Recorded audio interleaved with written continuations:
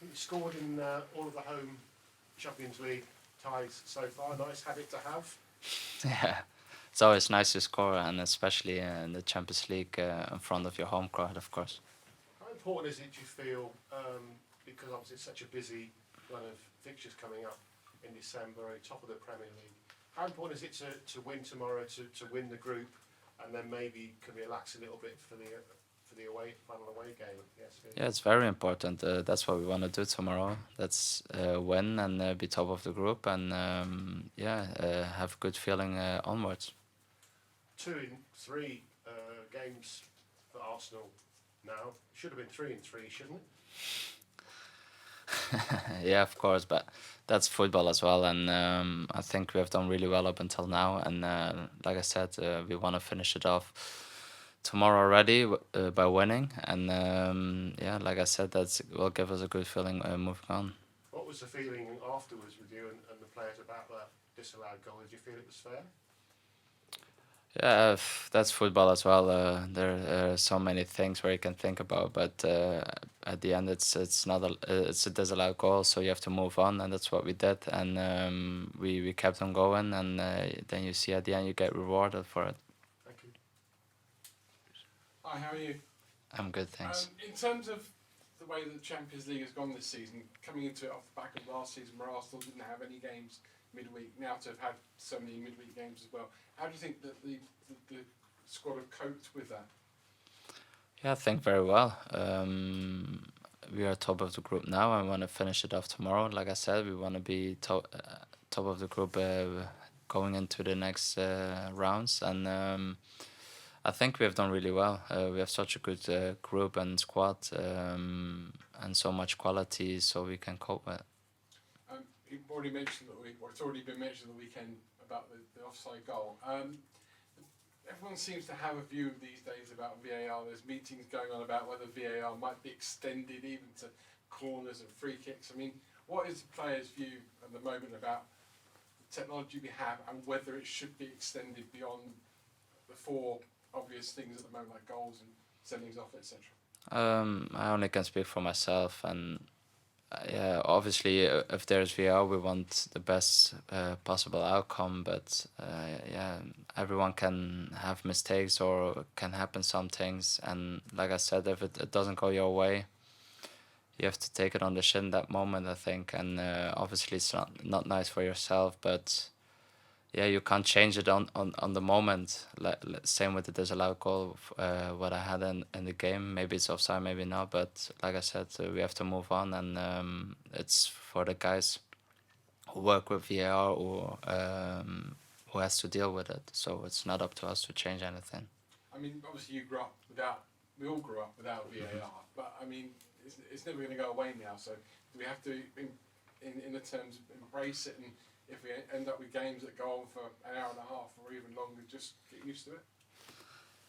Yeah, not get used to it. I think they want to improve as well. I think everyone wants to improve, and by only time can tell how good it will be.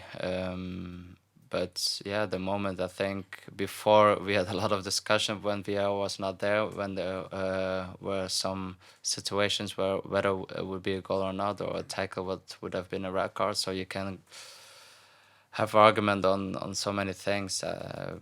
Yeah, we have to live with it now. It's there, and we can only hope for the best.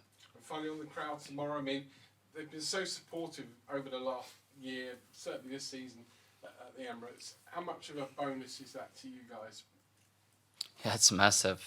You can feel it straight away when you walk onto the pitch. Yeah, it's amazing, especially the Champions League. It's been a long time ago for them as well. So yeah, it's a special moment when you can share those moments with the fans, and yeah, we wanna win tomorrow and share it with them.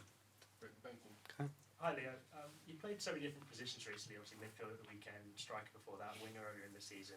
When you play under a manager who has such specific demands as Mikel Arteta, how difficult is it to go from position to position each game?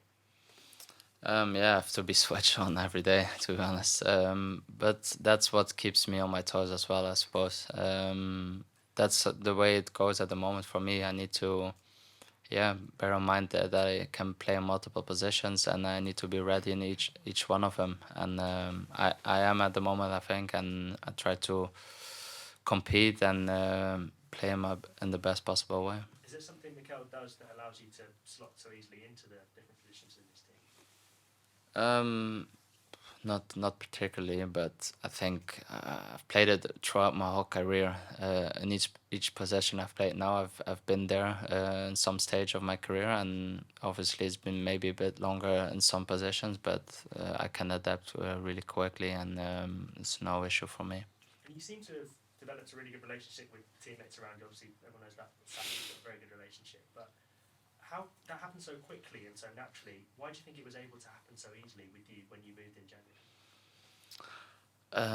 Yeah, I think when you come to a new club, you have to prove yourself also a little bit, and I think it helped me as well that I was important straight away with some assists and a goal, and I think that helps you as well to integrate into a group as well.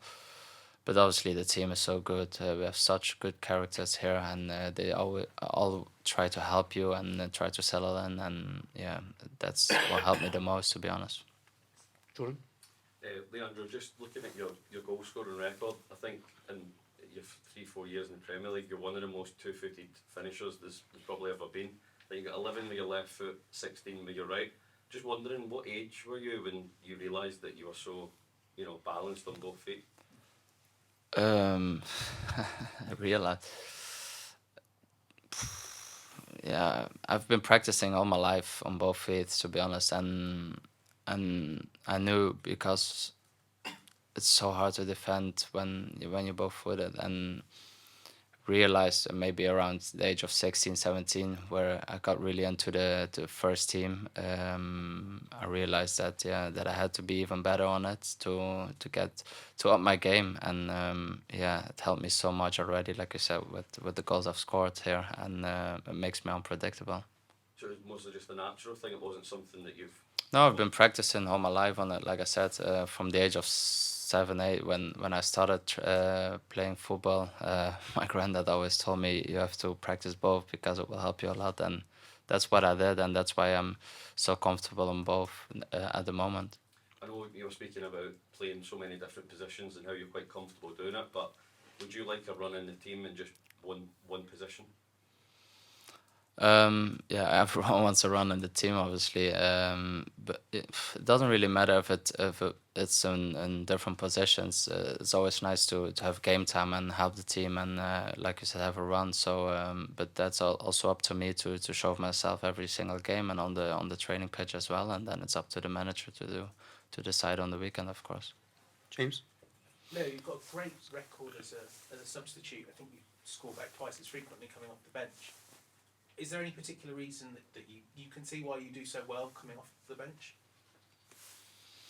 No, not really. I always just try to be ready, even when I'm on the bench and play only 15 or 30 minutes or even 5. I try to have an impact, and that's my mindset going into the game. And I think you need that as a sub as well. That you have to be ready. Obviously, when you only play for 50 minutes, there's already 75 played, so the opposition will be a bit more tired as well, so you need to take advantage of it, and that's what I try to do when I'm a sub. Mikel makes a great point about your finishers, not substitutes, and how important you are to the team. Does that make it a bit easier for you if your position's moving around or you're not in the starting 11? At the end of the day, it's just a name, but everyone wants to have game time and play games, obviously, but it's also like I said, the mindset going into a game. If you have the right mindset, I believe good will come to you, and I think that's what's happening to us. We have so many, like you said, finishers scoring a goal already this season, and will only help us going forward. Simon? Just on that midfield position you played on Saturday, the club have sort of struggled since Granit left to find someone there. I think Kai's played there, Dex played there, Emil. Do you feel like that's a position you could nail down if you got sort of chance to play there regularly? Yeah, I think so.